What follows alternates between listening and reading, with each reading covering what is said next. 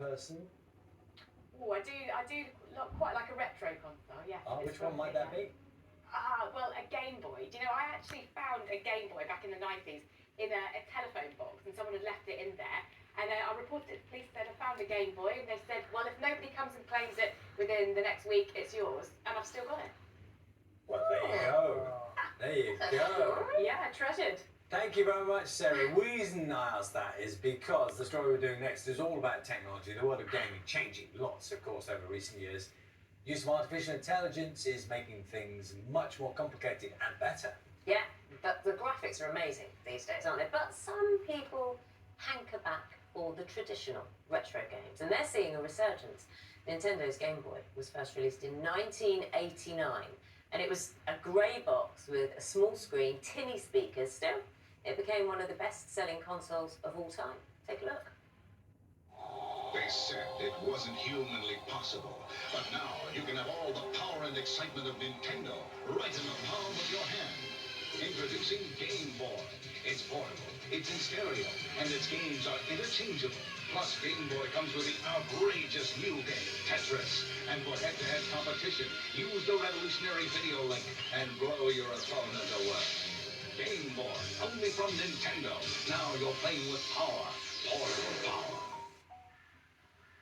Now, if you want to talk retro, this is the person to talk to. This is retro games collector Fraser Rhodes. Hello. Hi. What have you brought? These are a selection of things from my retro game museum. What are we not allowed to touch? You can touch everything, but what I would say is we've got everything from games at £20 up to games at £20,000.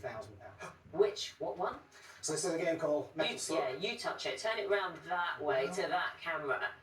Here we go. There we go. So Metal nobody Slug. expected this game to be worth that much money, but released in small numbers in 1995. A game that would have been played on what? A system called the Neo Geo, a console from 1990. Okay, now go backwards down the line. The cheapest and probably the most common item that people would have had going way back, the Game Boys here, yes? Yes, that's right. Tell us about those. So it was a stroke of genius, really, from Nintendo to create the Game Boy, because it took the technology it was already using with the Game & Watch series and then implemented it in a system that was portable, it was cheap, but importantly, the games were fantastic. Best games? Undoubtedly Tetris. It was a stroke of genius to include it. Well, certainly in the European launch, the game sold over 35 million, and the Game Boy system and its iterations of that sold 118 million units. Phenomenal. You know, we were talking about how, although technology's come on so much, is it true, or is it a myth, that there is a kind of growing fascination, if not usage, of some of the older devices, which on the face of it, I mean, we're looking at some of the imagery there, it doesn't compare with what you can see now. Now, I mean, you've got unlimited kind of development potential, you've got photorealistic graphics nowadays, but people are still interested in the older stuff and even play older games on the newer technology. I liked Worm. Yeah, exactly. Worm was brilliant. Just Simple. so simple. Exactly, easy to pick up. You don't need to wait for a system to download its latest firmware. You can just pick it up and play it. This box here in itself is rather lovely, isn't it? Can you give us which camera you want?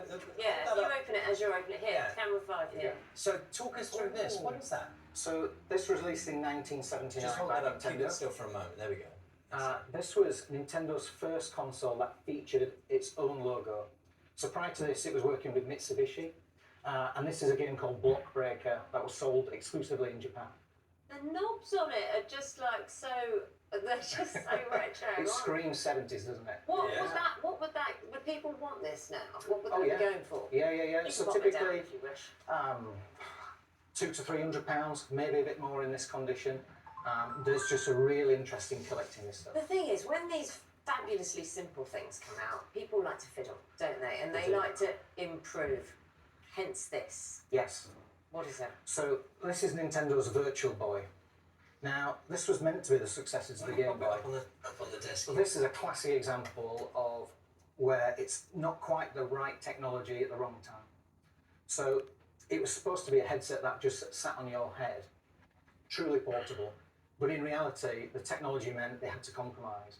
And that meant they had to fit batteries to it. They needed to put it on a stand. So the which idea made was it really sort of awkward. kneel down and Yeah, look you in had it. to sort of put your face into it, which There's no joy in that. exactly. So it only sold 770,000 units. Never came to the UK or Europe. It was only released in Japan and the US, and it was killed off after about 12 months. We've had loads of messages. We asked our audience, our viewers, to get in touch. So, this is Richard, who shared his photo of two of his friends playing an Atari. Do you know, I struggled to see what it was, and I thought it was like an arty photo, but it's just the quality of the cameras in those days. I thought it was a giant cat. Yeah, I did think he was playing with his dog or something. That's in 1985. And then maybe this one's better. This is Paul from the Seychelles. Oh, you'd like this. This is a collection of more than 200 games for the NES system. Now, what was that? He says he's got a Game Boy too. NES was... Nintendo Entertainment System. Right. So it was the 8-bit system from Nintendo. It was called the Family Computer or the Famicom in Japan. Really So popular. Justin in Hereford, his Game Boy is now part of the wall art in his home. Wow. Samantha said she's 37, still plays on a Game Boy. She received it as a birthday gift from when she was a child. Says she once played it so many hours in one day, yeah, she was physically sick.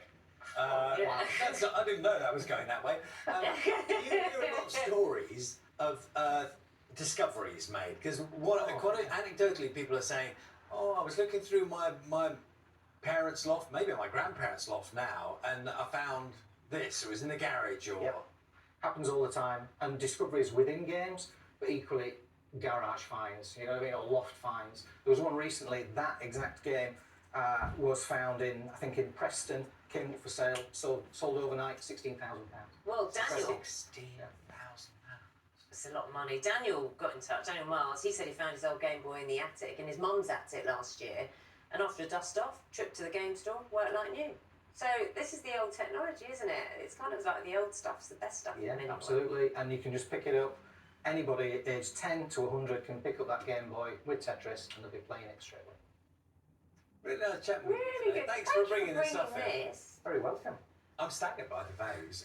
We've got Very good, thank you. headlines coming up for you.